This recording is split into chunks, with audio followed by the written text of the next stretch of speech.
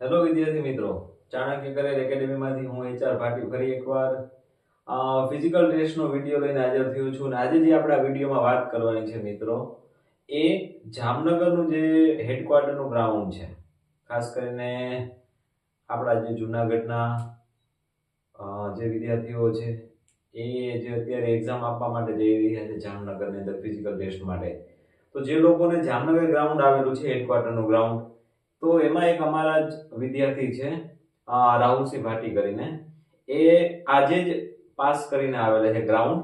તો આખા ગ્રાઉન્ડની સંપૂર્ણ માહિતી આપણે આજે આ વિડીયોની અંદર આપવાની છે. મિત્રો, જો તમને વિડીયો ગમે ને તો સૌથી પહેલા તો આપણી આ ચેનલને પહેલા તો સબસ્ક્રાઇબ કરી લો જો ના કરેલી હોય તો, કારણ કે આવનારી એક્ઝામને લગતું પણ ઘણું બધું આપણે આમાં અપલોડ કરવાનું છે. અને ખાસ કરીને વિડીયોને લાઈક કરીને શેર કરવાનું ભૂલતા નહીં. ઘણા વિદ્યાર્થીઓને જે ફિઝિકલ ટેસ્ટ બાકી છે, તો એ બધાને આ વિડીયો પહોંચવો જોઈએ, જેથી કરીને એ લોકોને કંઈ પણ નાની મોટી મુશ્કેલીઓ હોય તો એ સોલ્વ થઈ જાય. તો હવે જે આપણે વાત કરવાની છે એ આપણે રાહુલસિંહભાઈ જે છે પાસ કરીને આવેલા છે. તો એમના મોઢે જ આપણે સાંભળશું કે ખરેખર ગ્રાઉન્ડની પરિસ્થિતિ શું છે. સૌથી પહેલા તો તમે જે ત્યાં પહોંચો છો, બરાબર, તો બસ સ્ટેશન પહોંચ્યા, તો ત્યાં સૌથી પહેલા તો વાત આપણે આજે વિડીયોમાં એ જ કરવાની છે કે ત્યાં રહેવાની સુવિધા માટે કઈ કઈ સુવિધાઓ છે. ત્યાં રહેવાની સુવિધામાં બસ સ્ટેન્ડમાં ગેસ્ટ હાઉસ છે. બરાબર. ગેસ્ટ હાઉસ રસ્તા ઉપર જ છે અને સામેની ગલીમાં પણ છે બે ગેસ્ટ હાઉસ. તો કારણ કે જો બસ સ્ટેશનની નજીક જ ગ્રાઉન્ડ પણ છે, ત્યાંથી કેટલા કિલોમીટર જેટલું થાય? 2 કિલોમીટર જેવું અંદાજિત છે. તો 2 કિલોમીટર જેટલું ગ્રાઉન્ડ છે. તો બસ સ્ટેશનની આજુબાજુમાં ઘણા બધા ગેસ્ટ હાઉસ ને હોટેલ્સ હોય છે, તો રોકાવા માટે બેસ્ટ જગ્યાઓ છે. દરેક સમાજના લોકોએ પણ પોતાના જે આવે છે એમના માટે પણ રહેવાની વ્યવસ્થાઓ કરેલી છે, એવું કે રાહુલભાઈનું કહેવું છે. તો ત્યાં રહેવા માટેનું કોઈ ટેન્શન તમે લેશો નહીં. અને ગ્રાઉન્ડ પણ ત્યાંથી 2 કિલોમીટર નજીકમાં જ છે બસ સ્ટેશનથી, તો તમે ત્યાં રોકાઈ જાઓ તો પણ ચાલે. અર્લી મોર્નિંગમાં તમે ત્યાં જતા રહો તો પણ ચાલે.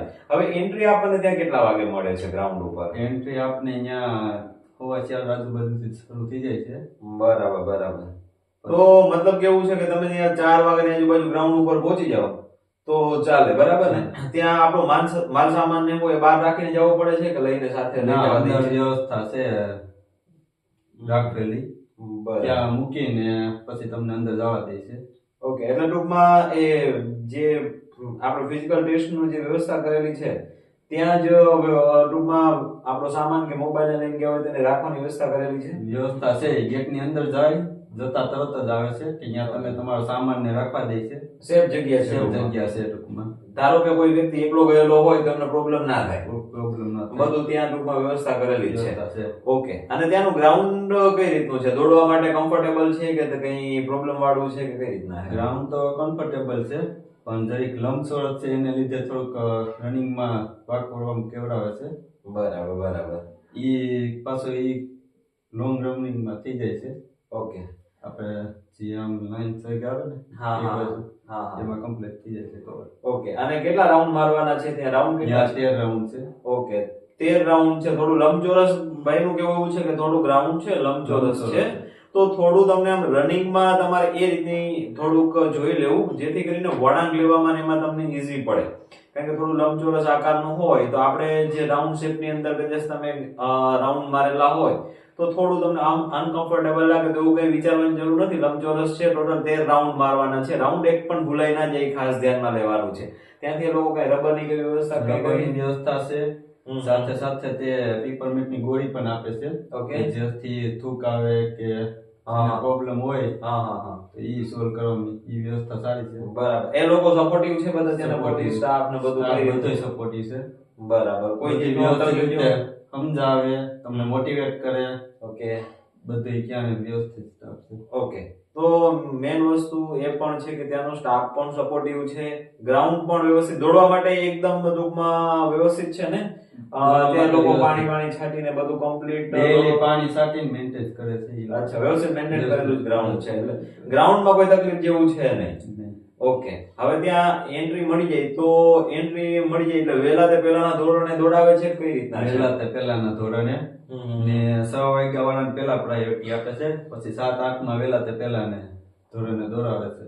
બરાબર બરાબર. એટલે એનો મતલબ એવો છે કે આપણને કોલ લેટર ની અંદર કોઈ ટાઈમ લખેલો હોય તો એના કરતા અગત્યનું છે કે તમે ત્યાં વહેલા પહોંચી જાવ તો તમારો વહેલો વારો આવી જાય. બરાબર. એનો એક મોટો બેનિફિટ એ છે કે જો તમે વહેલા પહોંચી જશો તો વહેલો વારો આવી જશે. જેટલો તમારો વહેલો રાઉન્ડ આવશે એટલું તમને દોડવામાં ઈઝી થઈ જશે. કારણ કે જેમ તડકો થશે એમ થોડુંક રનિંગની પણ પ્રોબ્લેમ થઈ શકે.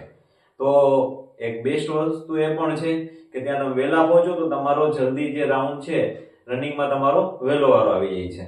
અને બાકીનું બધું ત્યાં ટૂંકમાં હાઈટ છે, વજન છે, ચેસ્ટ છે, એ બધું ટૂંકમાં ઈઝીલી બધું થઈ જાય છે ને ત્યાં? ઈઝીલી નોર્મલી છે. બરાબર. બહુ ટૂંકમાં સ્ટ્રીક કેવું કઈ નથી. તમારે 4 થી 5 મિનિટમાં ઈ પતાવી દે છે લોકો. બરાબર. અને આ બધું ટૂંકમાં કમ્પ્લીટ થવામાં કેટલો સમય અંદાજે લાગે છે? ત્યાં બેસાડે છે કેટલો ટાઈમ ત્યાં સવારમાં? બેસવામાં તો જે પ્રમાણે અહીંયા રાઉન્ડ ઓલા 20-200 જણ કરવાની હોય છે. ઓકે. ત્યાં સુધી નો થાય ત્યાં સુધી વહેલા તે વારો આવી જાય છે. બરાબર. સપોઝ કે 200 જણા થઈ જાય એટલે ડાયરેક્ટ રનિંગમાં લઈ જાય છે. કેટલા વાગે સ્ટાર્ટ થાય છે રનિંગ? રનિંગ અહીંયા 5:30 વાગે સ્ટાર્ટ થઈ ગયું ફર્સ્ટ બેન્ચ. બરાબર. મતલબ કે જે પેલો રાઉન્ડમાં જેનો વારો આવ્યો તો એ 5:30 વાગે સ્ટાર્ટ થઈ ગયું હતું. બરાબર છે. તો આપણે એ તૈયારી સાથે થોડુંક જવાનું છે. સપોઝ કે પાણીની વ્યવસ્થા બધું છે ત્યાં? પાણી, વોશરૂમ બધી વ્યવસ્થા ત્યાં છે. ઓકે. વોશરૂમ ની બધું અંદર જ વ્યવસ્થા છે? વ્યવસ્થા છે. અલગ અલગ જગ્યાએ 2-3 ઠેકાણે છે. ઓકે. સપોઝ કે કપડા ચેન્જિંગ ને એવું કંઈક ચેન્જ કરવા છે એવું કંઈ હોય તો ચેન્જિંગ રૂમ કે એવું કંઈ છે કે? ચેન્જિંગ રૂમ ની એટલી બધી વ્યવસ્થા નથી પણ આમ કેમ જેવું છે થોડું. અચ્છા. બરાબર. તો શક્ય હોય ત્યાં સુધી આપડા જે રનિંગ ના ક્લોથ છે તમે એ જ કપડા પહેરીને જાજો. અને ત્યાં બાકીની સુવિધાઓ બધી છે. અને સાથે ટૂંકમાં કઈ કોઈને ભૂખ કે એવું કઈ લાગ્યું હોય તો ફ્રૂટ્સ કે એવું કઈ લઈ જવા દે છે કે ના મનાઈ કરેલી છે? ઈ બધી મનાઈ છે. બરાબર. બહારથી કમ્પ્લીટ થઈને જવાનું છે, અંદર કઈ લઈ જવાનું નથી? કઈ લઈ જવાનું નથી. ઓકે. તો ગ્રાઉન્ડ ની ઘણી ખરી આપણને મોસ્ટ ઓફ માહિતી ભાઈ આપણને આપી છે. રાહુલસિંહ નું કેવું એવું છે કે ત્યાં જો તમે રનિંગ કરી શકતા હશો તો કોઈ પ્રોબ્લેમ જેવું નથી. બધું ત્યાં સપોર્ટિવ છે. ગ્રાઉન્ડ પણ સારું છે. રહેવાની વ્યવસ્થા સુવિધા પણ જામનગરની અંદર વ્યવસ્થિત છે. તો તમે મેન્ટલી કોઈ પણ જાતનો સ્ટ્રેસ લઈને ના જાઓ. અને મારું કેવું એવું છે કે તમે એક દિવસ વહેલા પહોંચી જાઓ જેથી કરીને તમને રાતની અંદર વ્યવસ્થિત તમારો આરામ થઈ જાય. કારણ કે તમે વહેલું એક તો જાગીને જવાનું હશે ત્યાં.